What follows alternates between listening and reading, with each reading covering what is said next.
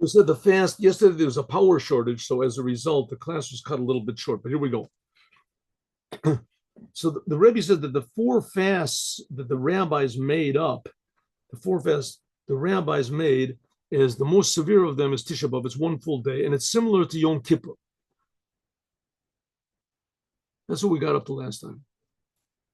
Yom Kippur is a fast from the Torah, and it has all the laws of Shabbat. Also, you're not allowed to turn on lights, and you're not allowed to drive your car, and etc. You can't cook, you can't anything like that, which is not the case on Tisha B'Av. On Tisha B'Av, you are allowed to drive your car, and you can do work. You can even open your store if you want to. You're not supposed to, but you're allowed to do work. You're allowed to do work. But nevertheless, it is a full day fast, and in that, it is similar to Yom Kippur. Okay, and especially the words say that the rabbis say that this is after Tisha B'Av. Tisha B'Av is the 15th day of Av. The 15th day of Av is like a holiday. What's the holiday? But it says that on that day, Tu B'Av. Tu B'Av is a happy day.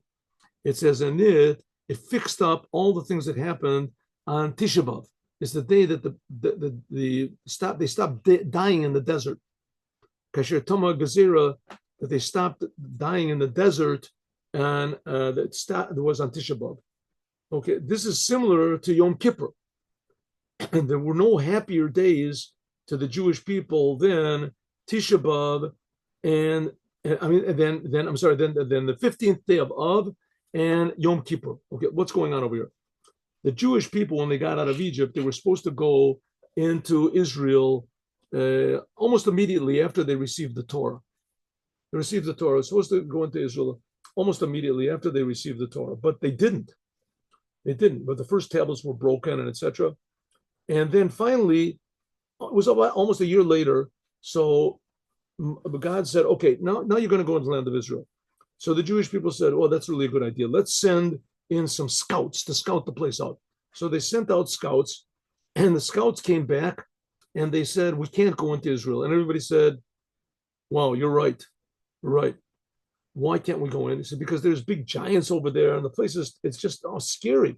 So the Jewish people said, okay, so we're not going in. So God said, that's what you want? You don't want to go in? So you're not going to go in. 40 years you're going to wander around in the desert. The next generation will go into Israel. So they wandered around. Now, when was the day that these spies came back with this terrible, the plan to dissuade the Jews to go into Israel? When did the spies come back? They came back on Tisha B'Av. On Tisha B'Av, they came back and they said, we can't go in. The land is scary. God wants to destroy us all. And everyone was crying. So God said, oh, you're crying? Today you're going to cry for all generations. And that's when Tisha B'Av started. So the Jewish people wandered around the desert for 40 years. How did everybody die? Everybody that suspected that they were 60 years old, they got up to 6 years old. So they would go out into the desert. They would dig graves for themselves. They would lay down in the graves and they would die. And the next day, anyone who woke up would know that they got another year to live, because everybody died at 60 years old. So everybody died. All the people were 20, from 20 and up, right? That's people, everybody died. And so the generation that went into Israel would be everyone that was younger than 20 years old at the time of the refusal back then to go into the land of Israel. It was less than 20. So people would go and they would dig graves. They would lay in the grave and see in the morning if they woke up, then they knew that they had another year to live, that they were not 60 years old yet. And if they didn't, then they didn't wake up. So they didn't wake up. That was it. Okay. It ended up that the Jewish people, the last year, the decree was 40 years, right? So the 40th year, they went and they dug graves and they laid down and they woke up in the morning and everybody woke up. So they thought, well, maybe we made a mistake. Maybe we made a mistake in accounting. And they dug the graves on Tisha B'Av. Every year Tisha B'Av.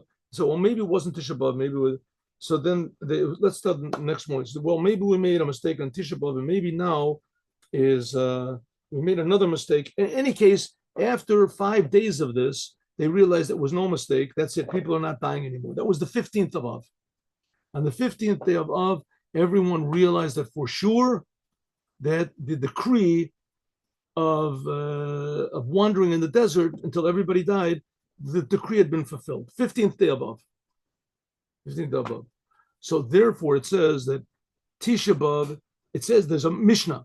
There's a Mishnah in the end of Tanit of Tanit. It says there were no happier days for the Jewish people than the 15th day of Av and Yom Kippur. On Yom Kippur, everybody got forgiven for their sins, without exception. Everyone got forgiven for their sins on Yom Kippur. Yom Kippur worked for everybody. So it says, therefore, I mean, not all of the sins, but certain major sins. They got sinned for Yom Kippur. You got forgiven. That was a happy day. So therefore, we see that Tu B'Av, which is the completion of Tisha B'Av, and Yom Kippur are very similar. So let's look at the soul of the thing, the soul, the greatness of Tisha B'Av. What do we say, Tisha B'Av? No, Tisha B'Av, that's not great. That's a terrible day, right? That's the day when the fasts came. That's one day when everybody died. So the Rebbe, not so simple.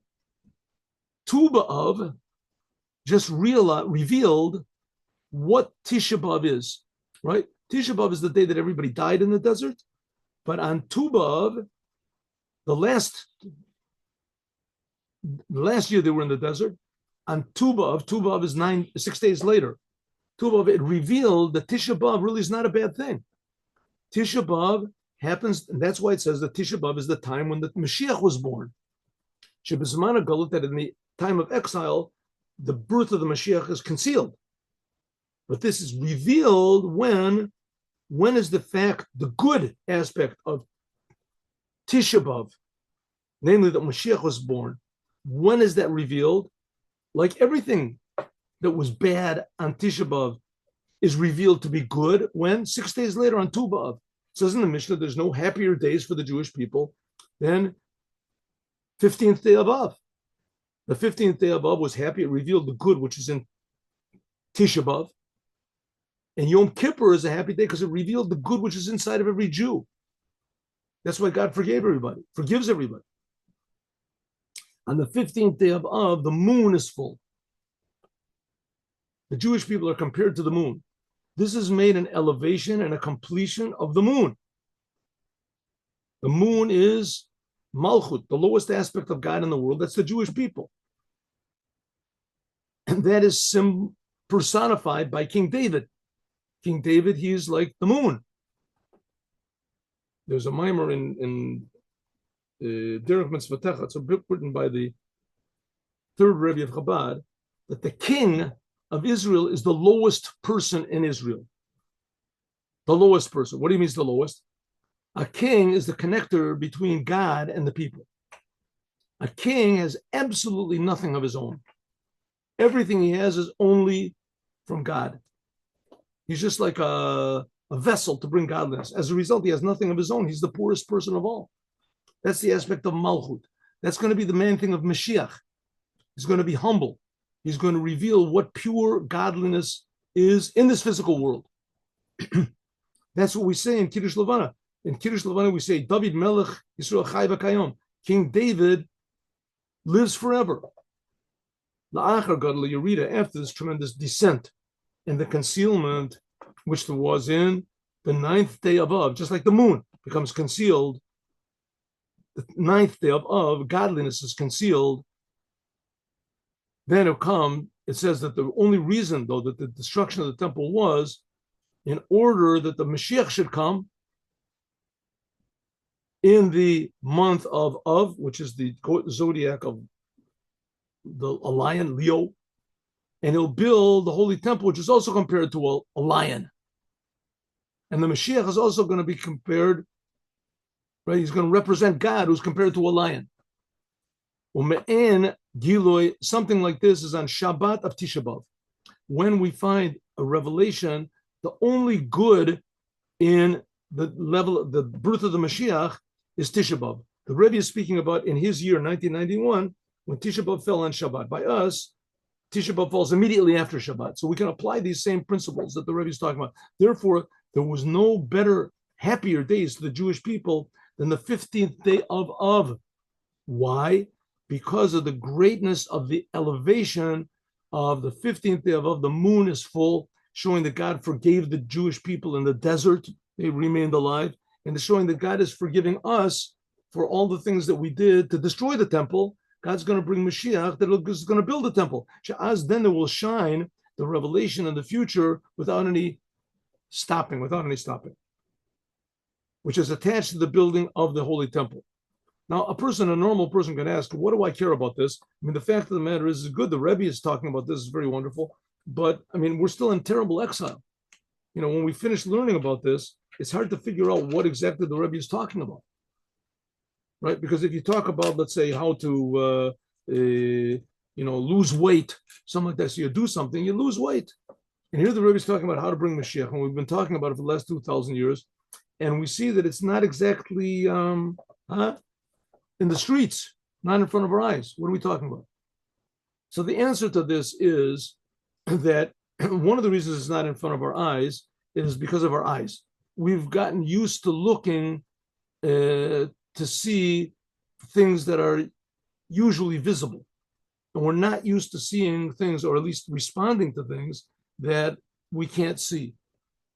We can't see. But we see that Judaism, the whole essence of Judaism, is reacting to something we can't see. Jews have given their life for God. They have no idea what God is. But they're sure 100% that God is creating me, and he's infinitely more real than I am. The problem is I can only experience things that are real to me, my little reality. And I can't experience God's reality. The Rebbe is trying to open up our sensitivity to the goodness that's awaiting us any instant if we just are sensitive to it. Therefore, Meshavim Gadol, therefore the greatness of Tish Tuba of the 15th day of Av is compared to Yom Kippur. In the Mishnah, it says there were happy days because both of them are one special day of the year. Yom Kippur is attached to the revelation of this level of Yechida, the essence of the Jewish soul, which is pure good, and therefore God forgives everything. That's the level of Moshiach. Moshiach is the general Yechida. Moshiach is going to be a Jew like Moses, and he's going to express the interest of every Jew. All the Jews, take all the Jews out of Egypt. Moshiach is going to be a person, I'll tell you a story in a second. Nifalas al Yodei Aliyas Malchus, this goes from elevation of Malchut to Pnimiyat Atik. These are Kabbalistic ideas, but essentially what it means is that this physical world should be interested only in the essence of God, the reason for the world. Shehu Gamke, and this is something like in the future. Kashur, it's attached to the base of Migdash. Yesterday I was I was driving my car. I stopped at a red light. I was at the red light, which is leaving Kfar Chabad, and a truck stopped next to me. And the truck driver, he rolled down the window. I rolled down my window, and I figured, what does he want to say? I know I didn't cut him off or something like that. I figured maybe he wants to say who knows what, and maybe I did do something wrong. I had no idea, And so I rolled down the window, and I looked at him. And I said, Shalom. God should bless you. He said, what is Mashiach? That's a guy I do without a kippah. It was maybe the guy was 56 years old, looked healthy, truck driver, a Jewish truck driver. He said, Maza Mashiach. What is Mashiach? So a red light. How much time do I have to explain to him? So I said to him, Mashiach is going to be somebody like Moses. So I spoke in Hebrew. So he said, well, what's Mashiach going to do? Ma'u Yaseh. So I said, I had to think of something fast. So I said, he's going to make all the Jews think only good. All the Jews are going to think only good. And he said in Yiddish, tracht gut wird sein gut. Think good and it'll be good. It's a Jewish saying also, but the Rebbe made a special, importance to it. Think good and it'll be good. I said, that's exactly right. And we have no idea what good is. When all the Jews think good, it's going to be a good. You could never imagine what type of good it's going to be. And he said, "Oh, thank you very much," and he drove off. Sometimes when you're under pressure, you can think of something, but that's the truth. That's the truth. The Rebbe wants us to think good. He wants us to think positively. He wants us to think about Moshiach. He wants us to think about what real reality really is. And although it's not revealed now, but the fact of the matter is, it's there. That's what we can say, that's the whole idea of the 7 weeks of comfort, which come after Tisha B'Av. Before Tisha B'Av, there's 3 weeks in Shabbat, we reread Haftorahs, which are a very, how do you say, shocking to the Jewish people. Isaiah. And Isaiah is reproving the Jewish people and saying, you're terrible, and even donkeys know their master, and you don't know your master, and etc. That's called the 3 weeks of perennials, the 3 difficult weeks. And after Tisha B'Av are the 7 weeks of comfort. When do we finish these 7 weeks of comfort? Rosh Hashanah. Rosh Hashanah, because from Tisha B'Av until Rosh Hashanah is 7 weeks. The Shlemut, the completion of Rosh Hashanah, is Yom Kippur, the inside of Rosh Hashanah. And Yom Kippur is the day of the marriage of God to the Jewish people, Matan Torah. When did God give the tablets to Moses? Well, he gave them, the 10 Commandments was revealed to the Jewish people on Shavuot, on the 6th day of Sivan was revealed. But the Jewish people sinned, and Moses broke the tablets. As a result, he had to go up on Mount Sinai for some total 120 days. When did Moses come down with the second tablets after these 120 days and God forgave? He came down on Yom Kippur. Yom Kippur were the last tablets. This is the end of the last 40 days that Moses was on Mount Sinai. And it began on Rosh Chodesh Elul. The last 40 days that Moses was on Mount Sinai, that began on the first day of Elul.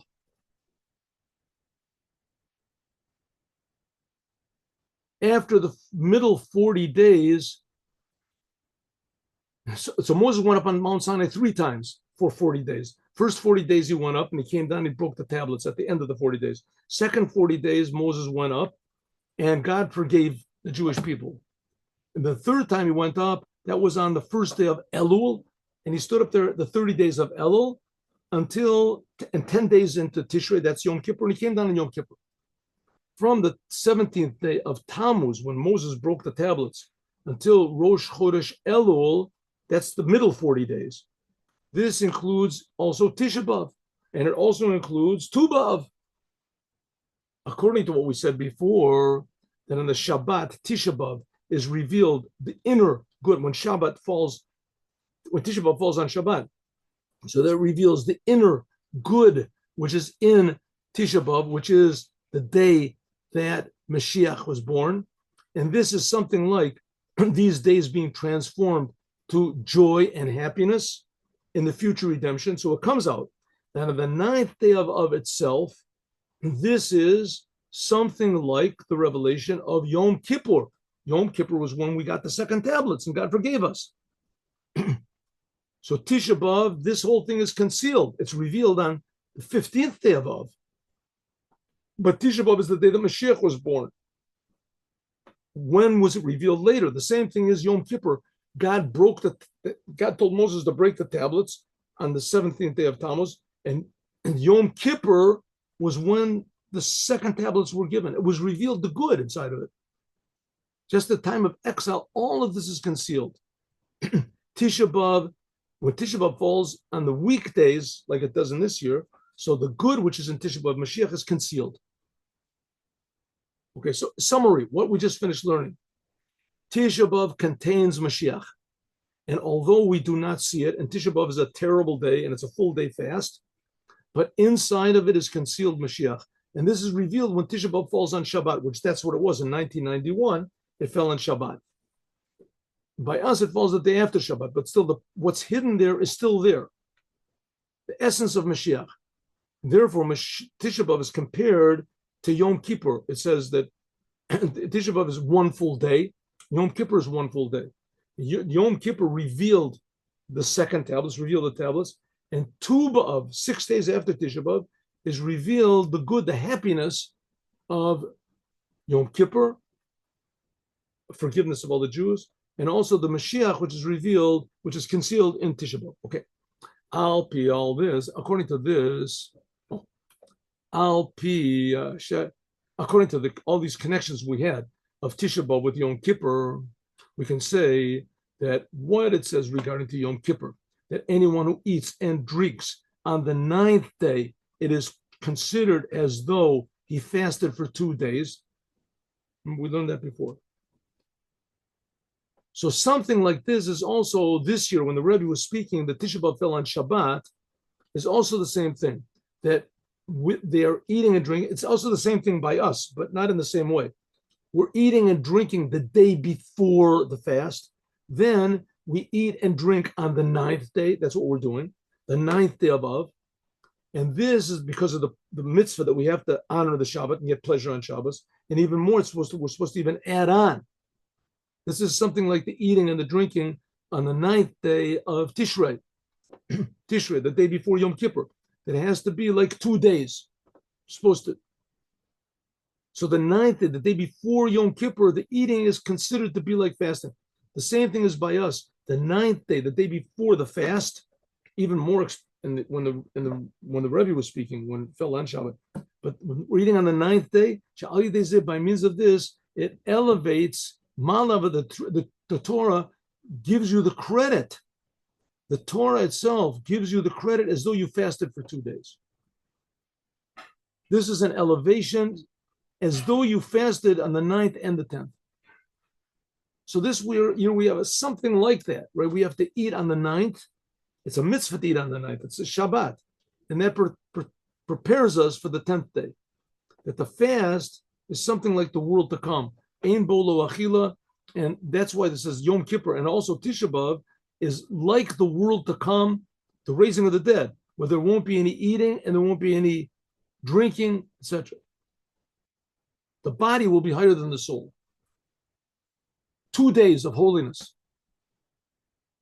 That's what we have this year. Shabbat, immediately followed by Tisha B'Av, 9th and 10th. So the Tisha B'Av we accomplish by not eating what we accomplish on Shabbat by yes eating, and on Shabbat by eating we accomplish what we could accomplish by not eating on Tisha B'Av.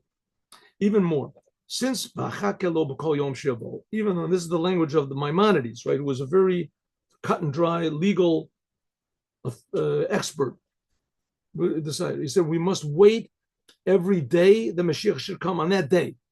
The commandment is not to wait. The commandment is the Moshiach is supposed to be come every day. And if he doesn't come, so we'll wait. But we're waiting means you're disappointed if it doesn't happen. Like you're waiting for a bus, right? The bus is supposed to come at 1 o'clock and it's 10 minutes late. It's 15 minutes. It's a half an hour late. I'm waiting for it to come. It doesn't mean it's a good thing to wait. Waiting is not good. It's supposed to be, Moshiach is supposed to be here, right? But I don't give up. I don't give up. Any second he's supposed to arrive. Every moment he's supposed to be arrived. And yes, true, we've said this for the last 2,000 years. It's true, and it's unexplainable why. But that doesn't change now. What was in the past doesn't change now. We have to wait for Moshiach every single moment. And it's not that we have to wait. We have to be disappointed he doesn't come right now. It's not a big thing to wait. Someone once said to me, you people in Chabad, you're going against the Rambam. How? Because the Rambam says you have to wait for Mashiach, and you're saying the Mashiach is already here, just have to open the eyes. If so, you don't have to wait. That's against the Rambam. There's no good thing about Mashiach should not come. Therefore, we can do the commandment of waiting. Oh, waiting is a good thing. Waiting is a terrible thing. It means the Mashiach is not here yet. But if he doesn't come, so we have to wait. We have to be disappointed. But we can't give up. That's the point. We can't say, okay, I've been waiting for so long. It's not going to come. It's not like the bus. The auto bus, you wait a day, you wait 2 days, you realize something's wrong. It's not going to come. Not so with Mashiach. You have to wait. Kol, this includes that he should come Yom, this day, right now. And the Rebbe was speaking on Shabbat, Tisha B'Av. Tafshin Nunal, the Tisha B'Av, 1991. For us, then, the fast will be pushed away totally. When Mashiach does come, then there won't be any fast at all. Exactly the opposite. It'll be transformed to a greater holiday, even more happy than Simchat Torah. Tisha B'Av then will be a happy day, a feasting day. So it's understood that the Torah treats it. If the Torah says that if we eat on the 9th day, it's like you fast for 2 days, that it made by means of eating and drinking on the 9th day, this is the service of Tisha B'Av, then becomes the ta'aneh, the ta'aneh, that you suffer by means of what? And you're not suffering at all. You're eating. This is like it's going to be in the future. In the future, the day of Tisha B'Av is going to transform to a day of feasting. And that's what happens when Tisha B'Av falls on Shabbat, like it was by the Rebbe. Then the eating and the drinking will be a tremendous elevation closer to God than fasting. Ubafrat, and especially when it's connected to the Chanukat Beit HaMikdash Ashlishi. It says that the first temple was inaugurated right before Yom Kippur, and therefore they ate on Yom Kippur. The first temple in the time of King Solomon, they ate on Yom Kippur. And this eating and drinking will be even more, especially when this is attached to the third temple. The third temple is supposed to immediately come down below by means of the Moshiach. So if Moshiach is going to be born on Tisha B'Av, so it's possible to say that Moshiach is going to bring the third temple. The Moshiach is the Rebbe. The Lubavitcher Rebbe, he's the Moshiach. And he's already working to bring all of the Jews back to Judaism. He's already working to bring all the Jews back to Judaism. It used to be in the past when Jews were suffering, so they were suffering. Nowadays, Jews are suffering, and they're suffering because they're Jews. They know where to turn. They know what it means to be a Jew. They know how to express their Judaism by means of Torah, by means of commandments. You go to any Chabad house, and they'll tell you, put on tefillin, do the commandments, learn Torah, keep Shabbat. Then you're prepared. You want the commandments. You realize how beautiful the commandments are. Then when Mashiach brings the Holy Temple, everyone's going to rush to Israel. The biggest commandment of all. Says that's the whole idea. And this can happen in one instant. Al derech, like it says, and even more, like the merit of eating and drinking on Yom Kippur, the 10th day of Tishrei. It says that fasting the day before Yom Kippur, eating the day before Yom Kippur on the 9th is treated by the Torah like fasting on Yom Kippur. It says in the future, it'll be like Tisha B'Av, and we will actually eat on Tisha B'Av. The Tisha B'Av is going to be a holiday. There'll be revealed godliness. Now, don't think that if you eat nowadays on Tisha B'Av, that's going to show Mashiach is here. It's like these people, and it's not a nice thing to say, nudist colonies. It's the most stupid thing in the world. We remove our garments, everybody's naked, so this takes away the sin of Adam. That's ridiculous, right? It's not making any sense whatsoever. It's like a person that's sick in the hospital. By pulling out all the tubes, that shows I'm healthy. They show you're still sick. You need the tubes, right? It doesn't show you're healthy at all. But the fact of the matter is that when Mashiach arrives in a revealed way, then it'll be happy, and things will be so happy that automatically we'll accomplish the same connection to God by eating as we do now by fasting. Nowadays, when we fast on Yom Kippur, you feel I'm only doing it because God tells me to do it. I'm suffering. I don't want to fast, right? Why am I fasting? Because God wants me to fast. So you're thinking about God all the time, at least in some sort of a peripheral way. Anyway, external way, you're thinking about God. Think about when you're fasting. When you're eating, you're thinking about yourself. It says when Mashiach comes, you'll be thinking about God all the time, especially even when you're doing selfish things, eating. It says that's when the third temple will be built. How much more so, Shekain b'yamot Mashiach, in the days of the Mashiach, will be totally negated the fast of Tisha B'Av. If the base of Mikdash shall be built, for sure there's not going to be any fast, which is not the case, pushing away the fast of Yom Kippur in Chanukah, the Beit HaMikdash, which was only Horat Shah. When King Solomon built the first temple, so they ate on Yom Kippur because of the great joy that there was, etc. But that was only one time. It was a one time. It never happened again, which is not going to be the case when Mashiach comes. He's going to push away Tisha B'Av permanently. As we'll talk about more, God willing, tomorrow. No, should we finish this? No, okay, yeah, we'll finish.